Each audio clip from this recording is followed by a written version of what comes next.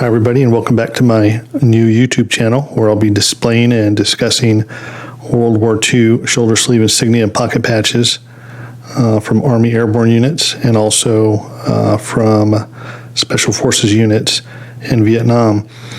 So this is blog number 2, and we're going to be talking about a little known unit, elite unit, that was formed near the end of the war with a specific task in mind.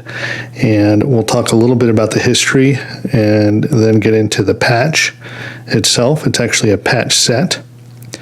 And before I go any further, the information that I'm getting comes from one source, 2 places, but essentially one source, and that's Les Hughes. You can find his website at insignia.org, and I will put that link down below in the description box. Do yourself a favor, if you've never seen his page, go over there. Awesome work, deep research, and this is essentially where the information I'm going to give you came from. It's also found in a book that I'll discuss a little bit later, but it comes from Les Hughes as well. So let's talk a little bit about the history and how and why SAARF came to be. As the war wound down, Allied planners began to worry about the safety of Allied prisoners of war being held in German prisoner of war camps. It was decided that a special unit, an airborne qualified unit, be organized and utilized for the express purpose of jumping into Germany near these prisoner of war camps and essentially surveilling the camps to make sure that the Germans weren't going to do anything that would harm the prisoners as the Allies closed in on those camps. So these men came from the OSS, the British SOE, and Allied airborne units, and it was an Allied unit composed of soldiers from the US, Britain, France, Belgium, and Poland. And they operated a lot like the 3-man OSS teams and included a radio operator. The very last Allied airborne operation of the war was conducted by SAARF personnel, and they jumped into East Central Germany in late April, 6 teams. They were dropped near Stalag 11A with the intent of putting a reconnaissance on the camp, but they were captured. Most of them were captured, and they actually still aided in getting the camp safely liberated, even though they were prisoners there. Great story, but a long story. It's on Les Hughes' site. So go over there, have a look at it. Great story. Now, other teams were also used, but not in that role.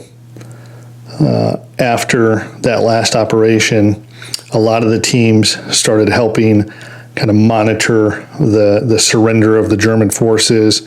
They were looking for Nazi war criminals and things like that. And you'll find a roster of these personnel in a book I'm going to show you in a second. And it might be on Les Hughes' site. So this book is volume 4 in a series of really good books by John Angolia. It's called Heroes in Our Midst. And this volume 4 includes information and pictures on SAARF. And it's essentially Les Hughes' article, I think in a condensed format.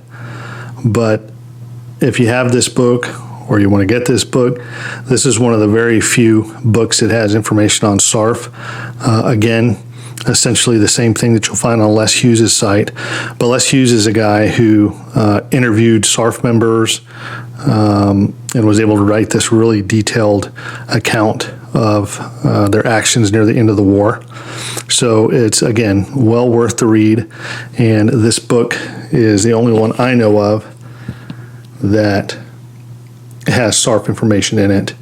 If you guys happen to know another source of information, please let me know about it. So the patch comes in 2 parts. It's a 2-piece patch set. The first part is a tab strip that looks kind of like a name tape, and it's printed in yellow letters on the tape.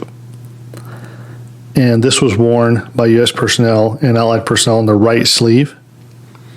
And then the wing was worn by U.S. personnel on the lower right cuff, like a Pathfinder badge would be worn, but on the right side, not the left. And I believe Les Hughes says that officers, U.S. officers, wore the wing on their right upper sleeve, like other Allied officers wore theirs. So Les Hughes thinks that this is the only known variant of the SAARF set. And he argues pretty convincingly on his website why he believes that. He doesn't think that there are other genuine SAARF sets out there. It's these two here. The wing is machine embroidered on blue wool.